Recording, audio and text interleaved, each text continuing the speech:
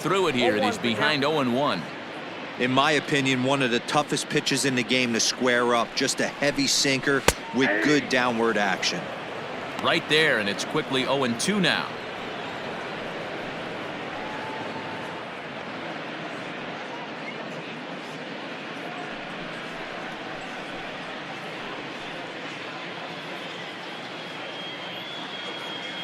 Nothing in 2 count, and the pitch hit to short. Anderson brings it in. And safe at first on a bang-bang play, as that last lunge was enough to beat the throw. I know that has to be frustrating from a pitcher's standpoint, but nice execution, nice hustle. Bottom line, nice hustle. Pitcher's still one good pitch away from getting a double play. You know, D-Row, one of the things you want to do is make quality pitches as a pitcher, and there's not much you can do right there. You make a pretty good pitch, and the next thing you know, you have a leadoff single on an infield ground ball. Chop.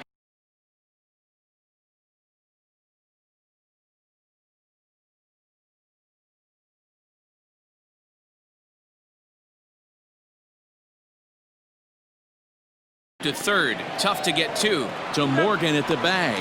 On to Encarnacion, but it's too late to get them both. Well, that's usually a pretty tough turn at second when you're going around the horn, and I think he knew he was going to get taken out, so that was a good job to take the blow, get the out, and eat the throw.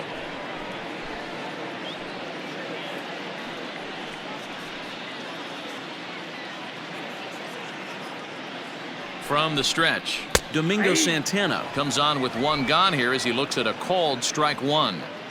Hey, these mechanics ain't out of the textbook The Art of Pitching, but he seems to be effective with what he's doing. A ball and a strike now.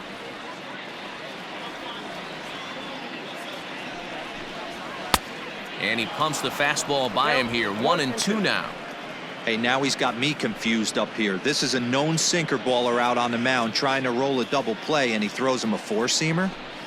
Good bite to that sinker as he gets him to swing through it for out number 2. Well, I'm glad we get another look at that beauty of a pitch right there. You can't spot a sinker in a better location, because even if you do get the bat on the ball, there's not a whole lot you can do with that. Textbook sinker. Into the box now, Roberto Perez, as he takes a called strike at the knees. It's 0-1. He's 0 for 2 in the ballgame so far.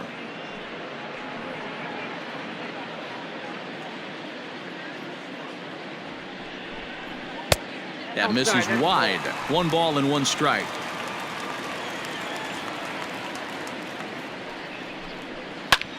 Line to the right side. In there, a base hit. And that runner will go no further than second, as there are 2 aboard now. Boy, so frustrating as a pitcher. You make a quality pitch on the inside half of the plate right there. Try to bust him in, D-Row, and he fights it off the other way. Yeah, you tip your hat to the pitcher right there. He executed his pitch, but nice job by the offensive player fighting. It doesn't matter what it looks like. A knock's a knock. Line towards center field. And the 2-out threat will not come to pass as the inning is over. Indians strand a couple. It's still an 8-1 ball game.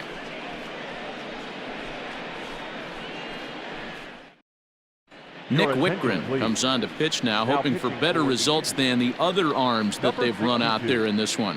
Nick Whitgren.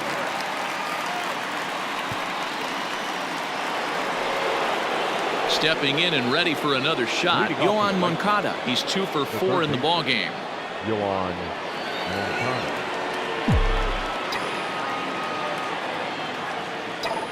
First pitch of the at-bat, and he fouls this one off.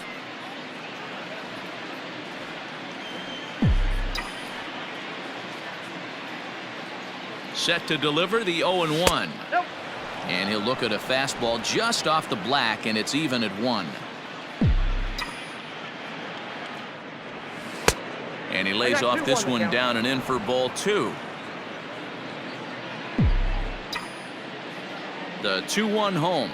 Takes a pass and misses. That's strike 2.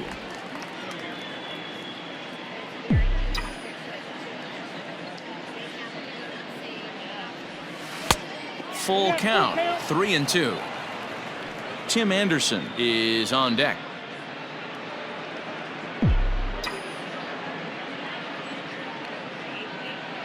The 3-2 pitch.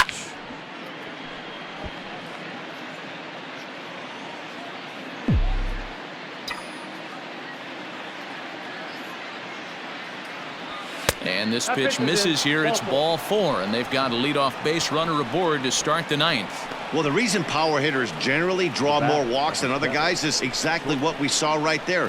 Pitchers work around them and nibble the corners a lot more so they don't get burned. He made some good pitches, but he just couldn't get him to chase enough out of the zone. Standing in, Tim Anderson. He's got a hit in 3 at-bats to this point. He's set, and the pitch. And that's dead center for strike 1. Now action in the bullpen as their closer starts to get loose out there.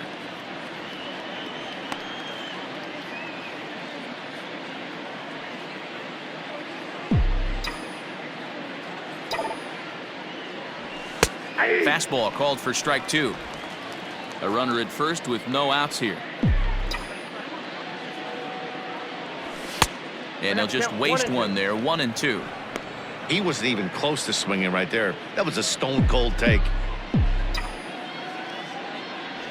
And a good bite to that slider as he swings through it for the first out of the inning. Well, that's just a quality pitch right there. The location was excellent because if it's put in play, there's a good chance it's on the ground for a double play. And, hey, a strikeout always works, too.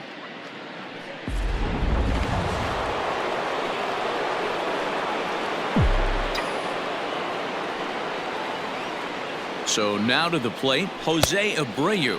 As with one away, he can't make contact on the first pitch. It's strike 1. He's hitless in 3 at-bats to this point. Behind 0-2 now.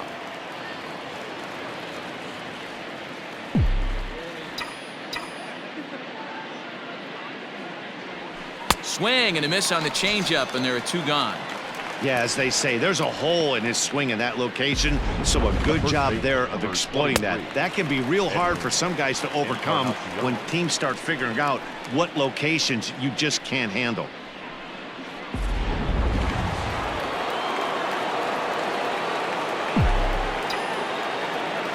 To the plate now, Edwin Encarnacion. He swings and sends it in the air to right center field. Reyes is there, makes the catch, and the side is retired. A man left for the White Sox, and it remains an 8-1 ball game.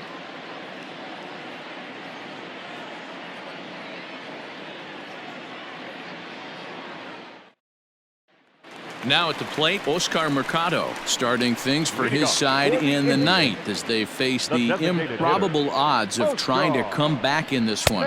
Yeah, not a lot of hope for them at this point. But these guys know these bats still count, at least for their own stats. You can't mill in your chances as a professional. And it's fouled away.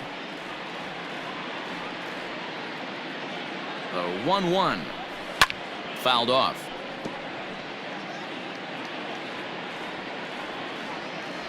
The 1-2 is a wave and a miss. He struck him out. There's a look at the final line for the White Sox starter, and he was really in command on the mound throughout the evening. Matty V, really a solid performance. 7 strong innings pitched, in line for the win. Needs some help for the bullpen to close this one out. And that'll bring in the switch hitting Francisco Lindor. Just able to get a piece of that for strike 1. He could really use a knock here. 0 for 3 in the game so far.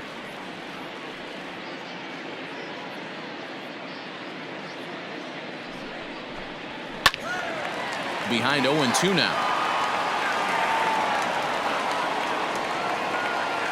Nothing in 2 count, and the pitch. 1 out, nobody on. Goes after the sinker there as this is fouled away. Hey, have an AB right here. I know it's frustrating the heck out of the pitcher. You keep fouling these pitches off, maybe one misses over the heart of the plate. The next 0-2 is a sinker that misses for a ball. 1 ball, 2 strikes.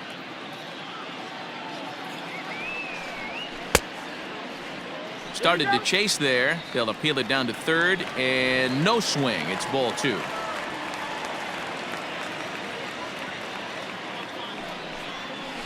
A bouncer to the left side. Throw on to first will get him. Score at 5-3 on the putout, though it looked more like a 6-3 ground ball. Nevertheless, there are two away now. 32. So here's the cleanup hitter, Franmil Reyes. He was sat down on strikes in his last at-bat. First delivery to him on the way. Great job by the pitcher right there, changing eye levels. We all know he's a sinker ball pitcher, but if he could throw some four-seamers up in the zone like that, it could work for him. Behind 0-2 now.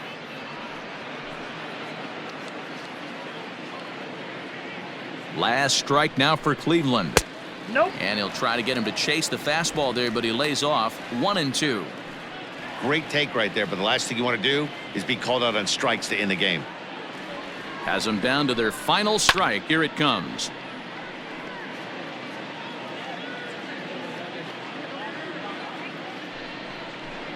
Swing and a miss. He struck him out, and that'll do it here as the ball game is over.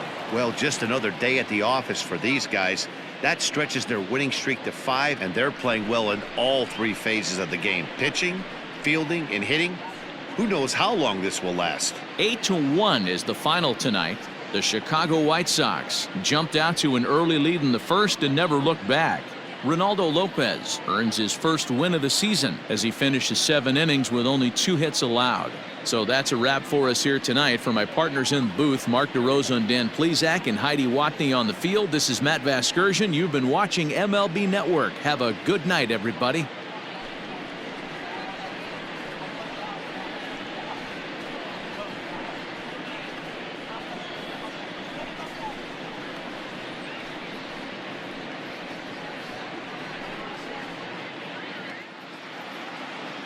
Our final line score tonight.